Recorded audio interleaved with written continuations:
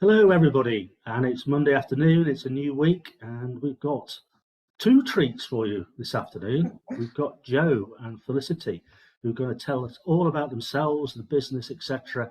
Ultimate resilience. Now, what's that all about? Well, we are both clinical psychologists by background.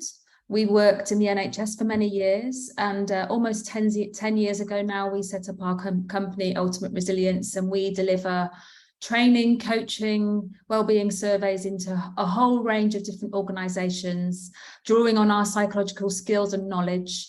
That are really, all our services are aimed at improving resilience and wellbeing across staff groups and workforces. And Felicity, what sectors do you actually work in then? Well, we work across a wide range of different sectors. So we've got clients who are in education, in health, in social care, but also some corporate clients and some charities. So we're quite broad. We spread the net quite broadly because the skills that we offer are so relevant to so many different people in the workplace. This is pretty high on the agenda, especially now for companies, which wasn't probably about 10 years ago or so. So how are you actually finding that in the corporate or even small business sector? I think absolutely there is, particularly since the pandemic, an increased focus on well-being. It's become much more of a priority within organisations right across all sectors.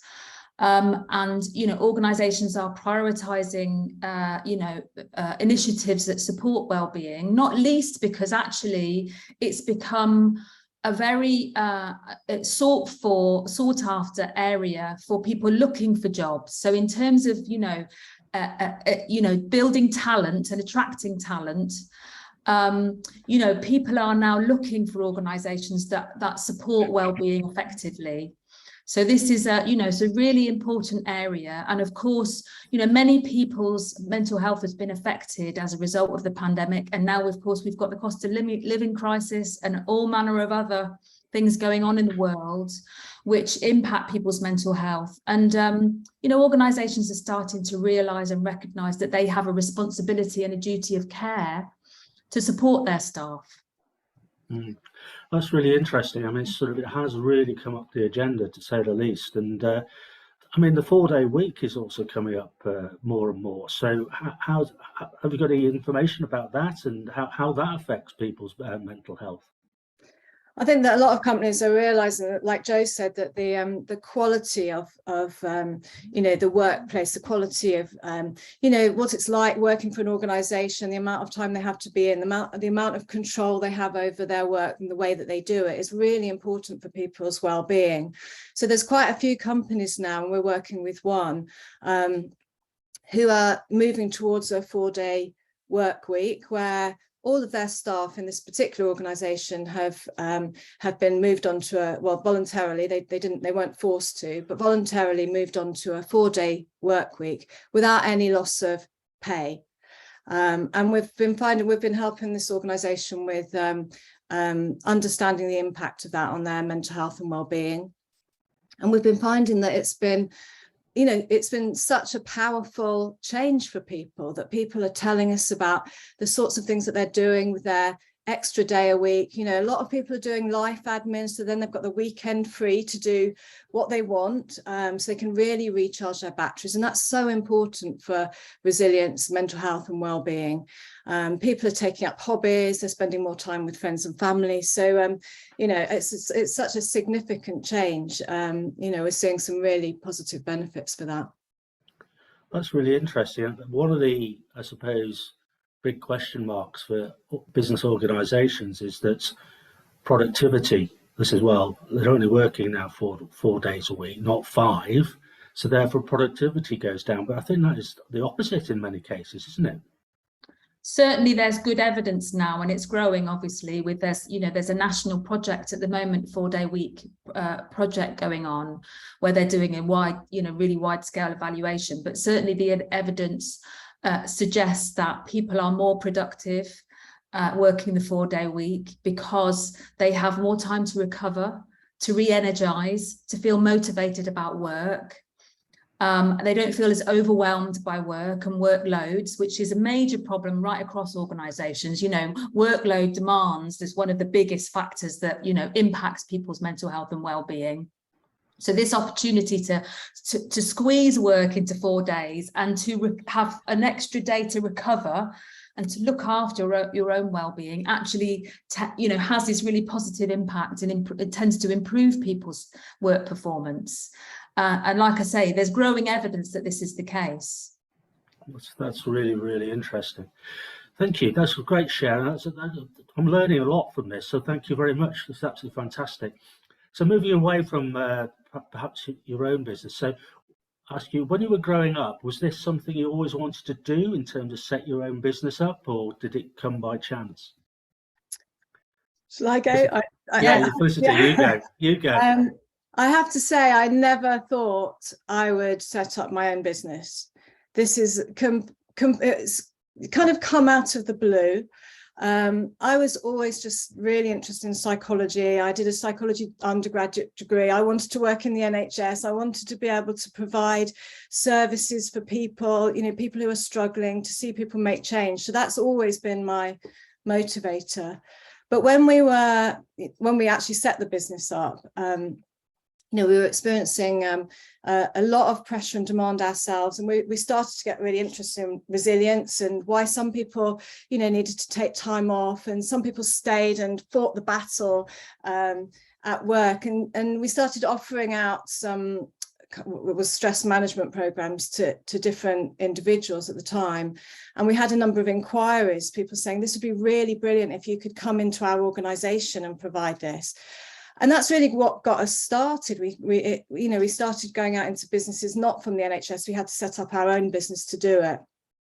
And we realized that if we could get to people early, when they start to struggle with stress, then, they can learn some skills to manage. We could work with managers to help them support staff more effectively. And that often then prevents people from going off with long-term sick, which is very costly for organizations, but it's really costly for individuals and their families, their relationships. So if we could even help 1 or 2 people before they got to that point of needing to take time off sick, and then spending, a long time on a waiting list for NHS services, then that was going to be really, something really motivating for us. So that's really, I suppose, my background into it. Don't know if you want to add anything, Jo. Well, I would say I'm the same in the sense that I didn't expect at all, that to be running a business. And I think when both Felicity and I started working in the NHS, we probably expected we would stay in the NHS for life. But things change and new challenges come along, and actually, we've learned so much through our experience of running a business that we would never have learned working in the NHS. But we've also been able to apply our skills and the training that we've had, in a whole new area and in a really novel way, in a way that we weren't utilizing those skills when we were working in the NHS. So it's been a very positive experience for us. But it's also very different. Running a business on our own, just the 2 of us, is so different to working for a massive organization. The NHS is the country's biggest employer. So we went from working from the biggest organization in the country to one of the smallest. But, and so that means it's a very different experience, but it's been really positive, I would say. That's really interesting. Follow on from that then, what has been the biggest learnings in business and in life for you? Felicity. Okay. So for me, I think I hadn't realized how hard it would be to get our knowledge and expertise in front of people in the business world. So although loads of people say this is exactly what we need, actually getting to the person who is in a position to make the decision and to buy our service is really hard. So I suppose one of the biggest learning things for me was about, sales, how to get in front of people, how to make people aware that these sort of things that we offer exist. Certainly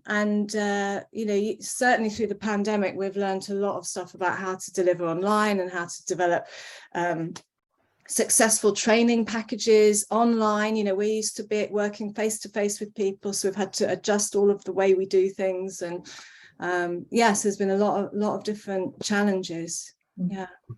Brilliant. Okay, so who's the first person, this is for you, Jo, who's the first person that comes to mind when you think of success? Personal organization. Up to you. The first person that comes to mind for me is an individual that I've worked with through our business, is someone that I did some resilience coaching with. And she was a nurse. She was a team leader in an NHS organisation, and she was actually off work with stress when I worked with her. And she wrote a review about our work on Trustpilot. You can go and have a look at it if you like.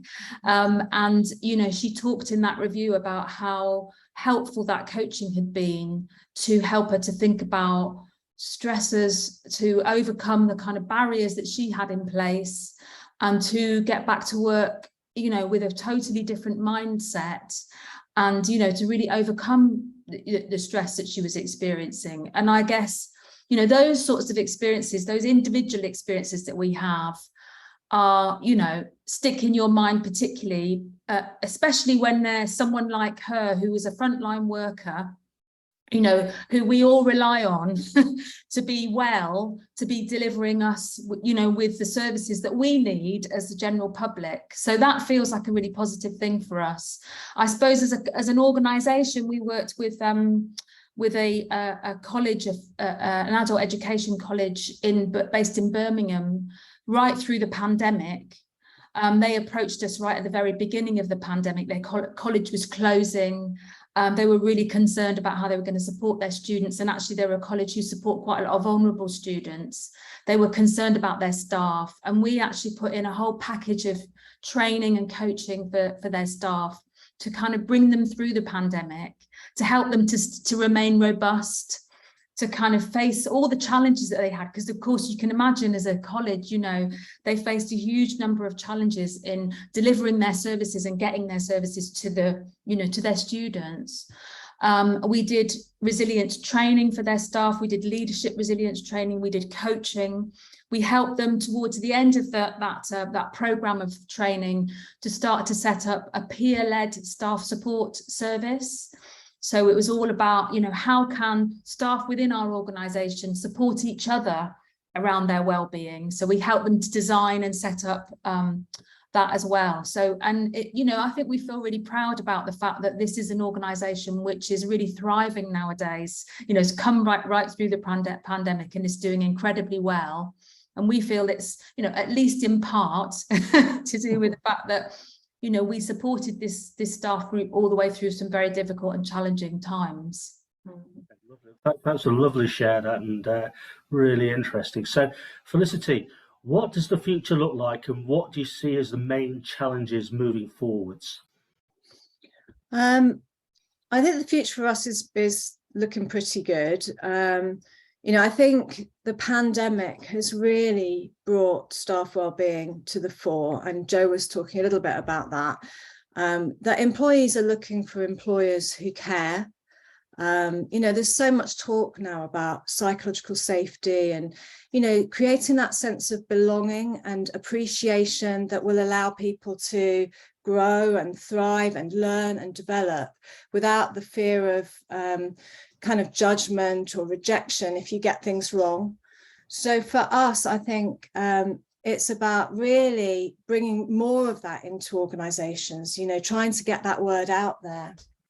You know, and these are skills that people often think of as soft skills, and, you know, people, you know, move up into management positions and they don't have these skills. And it's kind of opening people's eyes. So we just want to be out there, you know, doing things like this. So thank you very much for this opportunity to get the message across. But we, you know, the more we can get that message out there, the better, you know, workplaces are going to be for people. So I suppose for us, the future is doing that as much as possible. Yeah.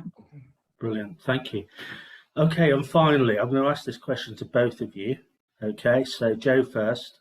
what is the best advice you would give to an 18-year-old you?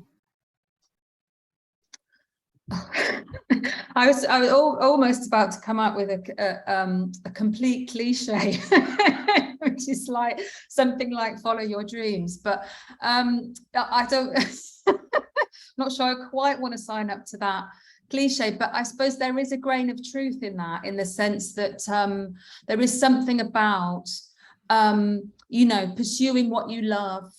You know, I think that Felicity and I love psychology, and we've always loved psychology, and we've always been fascinated by it, and we've always been fascinated by people and how they tick, and you know, how we can support them to be better versions of themselves. You know, that's that our whole careers have been focused on that, and we've continued to focus on that in our business because it's what we love.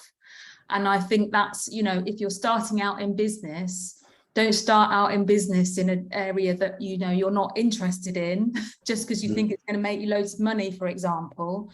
Start out in business in something you're passionate about, because I think that's, you know, people can tell, you know, our customers can tell that we care about what we do and that it's right at the heart of who we are as people. And yeah, so yeah, I think that's probably it. And Felicity, what about you? The best advice you'd give to an 18-year-old you?